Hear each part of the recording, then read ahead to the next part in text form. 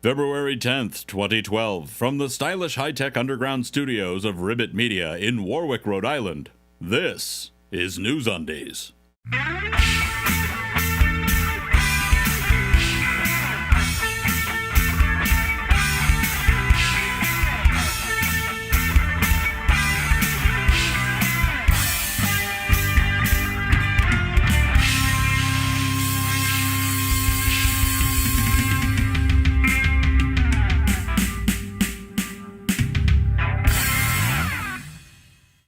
For February 10th, 2012, this is NewsUndies, all the news that shouldn't be news.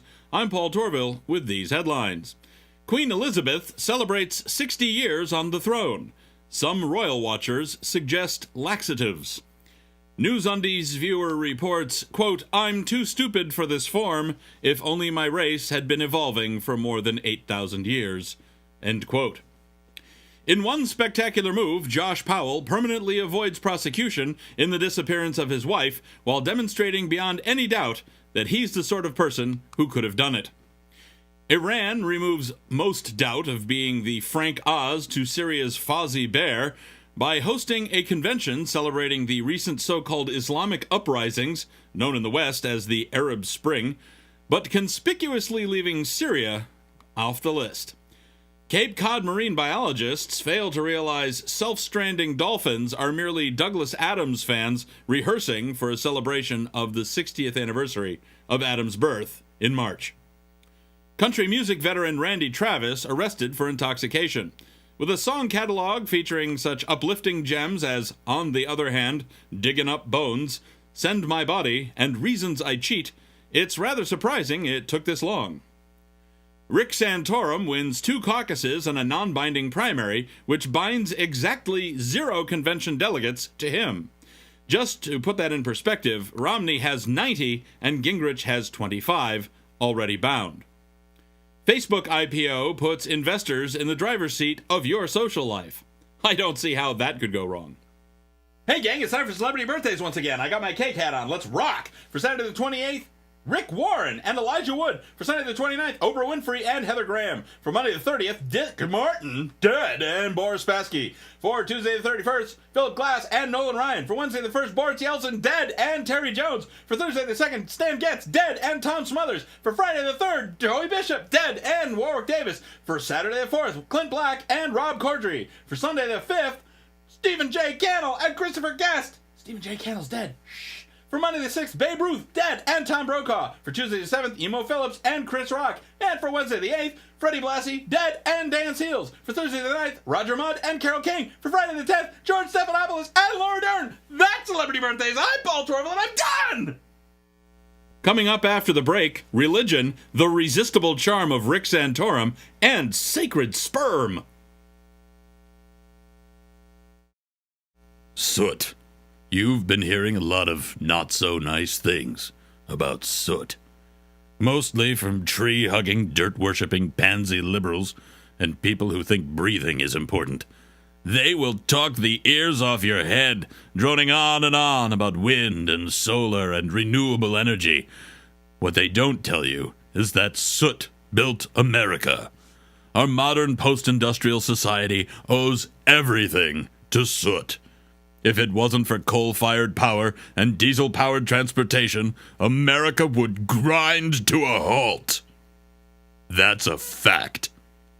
And as long as we have anything to say about it, and as long as there's profit to be made in government subsidies on soot, we're going to do everything we can to keep it that way. We're America's soot industry. Profitable, ugly, traditional, American.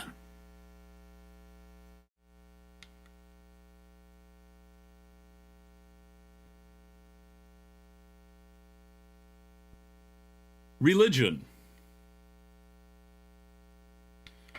You've heard of Rick Santorum, no doubt, that swarthy, earthy, get-anything-done heroic guy. No, wait, that's not him.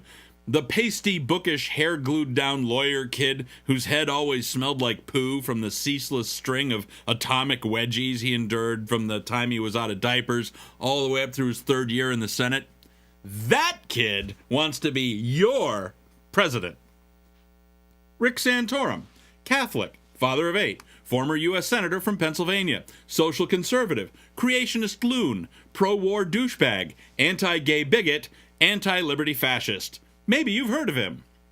He's the guy who rolls the equality-minded inclusiveness of Mel Gibson, the hip, streetwise swagger of Pope Benedict XVI, and the avuncular charm of Emperor Palpatine into a facelifted Mitch McConnell shell.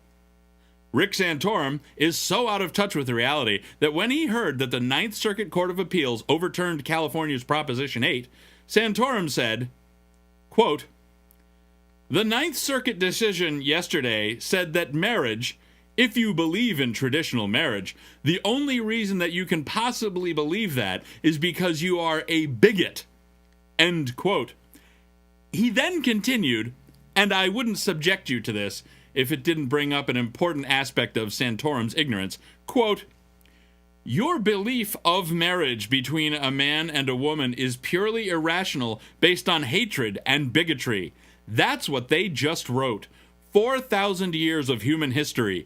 Irrational hatred and bigotry toward a group of people is the only reason you can be for marriage between a man and a woman." End quote.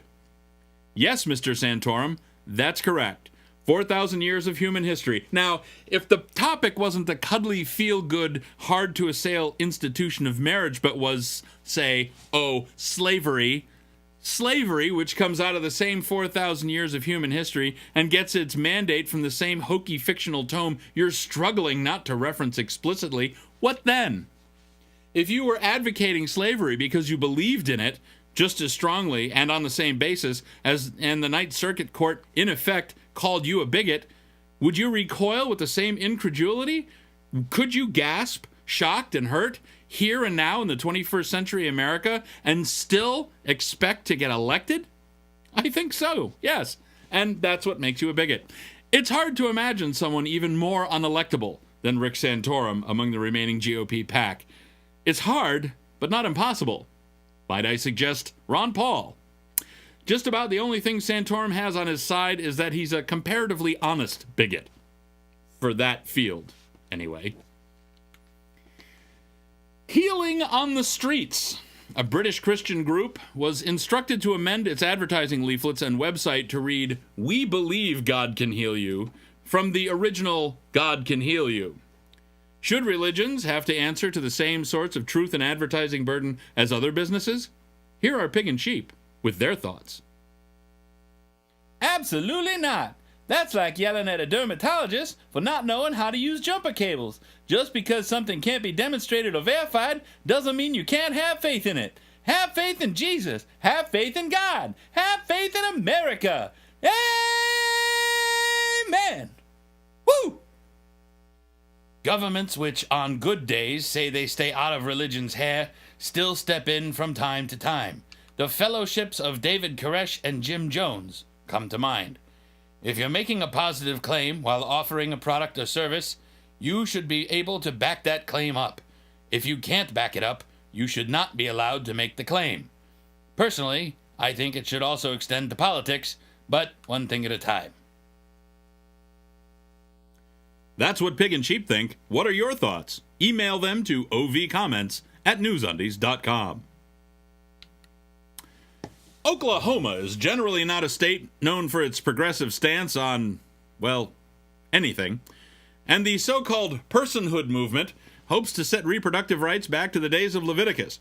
The state of Oklahoma and the Personhood movement could learn a thing or two about sexism, ignorance of basic physiology, reproductive biology, humanity, and what it means to be an American from Democratic Oklahoma State Senator Constance Johnson. What has Connie got to teach? Well, first a little background. In case you hadn't heard, and it's entirely possible you hadn't, that is unless you live in a few choice, overwhelmingly conservative states and go to one of the more wacko Christian churches, the Personhood movement is all about getting state legislatures to pass bills which say that for legal purposes, personhood begins at conception, and that any harm or untoward circumstance that befalls a special mass of 128 or so cells, or maybe fewer, is considered to have befallen a legally distinct person and can and should be prosecuted as such.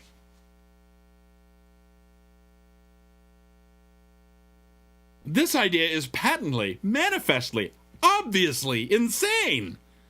Fortunately for everyone, the personhood movement is still not gaining traction with the majority of voters, even in majority anti-choice states. Yet, this Democratic state senator, Constance Johnson, has put forward an amendment to a pending bill in Oklahoma's Senate, 1433, which raises the bet as though she's holding an ace-high royal flush in spades. Her amendment not only regards a mass of cells less substantial than a hangnail as a full legal person and entitled to all the rights, privileges, and immunities granted to any other citizen or resident of the state of Oklahoma. Oh no! See, a blastocyst can grow and develop. It could actually, given the appropriate time, nutrients, environment, luck, and so on, grow up to be a proper Oklahoman. Democratic State Senator Johnson's amendment regards individual sperm cells as legal persons under the law. The amendment reportedly contains the text, quote, "Any action in which a man ejaculates or otherwise deposits semen anywhere but in a woman's vagina shall be interpreted and construed as an action against an unborn child," end quote. So not only would this bill effectively make abortion the legal equivalent of murder, it would make night emissions and premature ejaculation, over which a male has no direct conscious control, murder. Well, thanks for that, Connie. And who put you up to that? The Acme Electric Chair Company? Ay. Don't go away. Coming up after the break, His Royal Highness Eddie Long, Jeff Goldblum facts, and in Soviet Russia, House leaves you. It can be hard to think rationally when a loved one passes away. This can be especially true in the event of untimely death or when religious or cultural traditions demand quick interment of remains. Blue and Flatley Funeral Homes are here to ensure your needs are served in the most efficient and profitable way possible. At Blue and Flatley Funeral Homes, your money is very important to us, and we want to make sure we do everything you can afford to put your mind at ease. Blue and Flatley, profiting from the misery of others since 1883.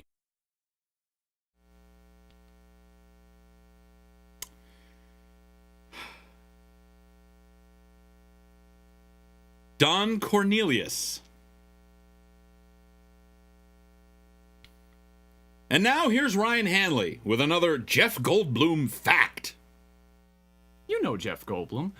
You know, many people think Will Ferrell was the best part of that SNL sketch where he plays Harry Carey, and he has that show about the solar system. You know, the, what's your favorite planet? Mine's the sun. It's the king of the planets. But it would have sucked if Jeff Goldblum wasn't there to set him up. You know, also that one line, I thought they called you Whiskers because you're curious like a cat. Ha! Classic. Back to you. Thanks, Ryan. Fascinating. And now, here's Moose Weintraub with the Sports Half Minute. Moose Weintraub Sports Half Minute. It's a whole half minute of sports. 30 seconds of sports. Moose Weintraub Sports Half Minute. This is your Sports Half Minute. I'm Moose Weintraub. Tim Tebow got to watch the big game from the comfort of his overpriced home. Jesus must really love him. Moose Weintraub Sports Half Minute. Thanks, Moose. Always a great report from Moose. Back in June of last year, we reported that Bishop Eddie Long had settled with the 4 young men who accused him of a litany of personal and sexual behaviors Baptist preachers are not supposed to engage in at all, let alone with teenage boys, preferring to pay his accusers for silence rather than demonstrate that the accusers' cases had no merit. That is the path of the innocent, is it not? No, it is not. Now, Bishop Eddie Long has wandered so far out into hyperspace that even the Hutts won't bother him. On January 29th, in a service at New Birth Baptist Church in Lithonia, Georgia, Messianic Rabbi Ralph Messer instructed assistants to wrap Long in a purportedly priceless Torah scroll, then had Long sit in an apparently comfy chair, and with the aid of 4 burly assistants, had Long levitated around the stage as a king. Have you seen the video? If you haven't, you should. As wacky and incomprehensible as the ceremony itself and the response of the crowd is, the responses by believers on the Jewish and Christian sides of the fence, priceless. The Jews disavowing Messer's legitimacy as a Jewish rabbi, and the Christians saying, quote, "Please don't judge us by that nonsense," end quote, as if the official nonsense is any less nonsensical. It is not. And finally, and I do mean finally, we all saw this coming, didn't we? The TV medical drama House MD will draw to a close at the end of this, its 8th season. 'Twas a good show, but methinks House has a limited number of rehab trips in him before the hospital board finally bounces him for good with extreme prejudice. Better to, as did Madame Defarge, end this meeting on a high note. Well, that's all for this edition of NewsUndies. If you see news that shouldn't be news, you can submit your story tips online at NewsUndies.com. NewsUndies is a bi-weekly show, and we'll be back on February 24th with fresh undies. Thanks for watching. Until next time, I'm Paul Torville. After that, I might be looking up the word avuncular.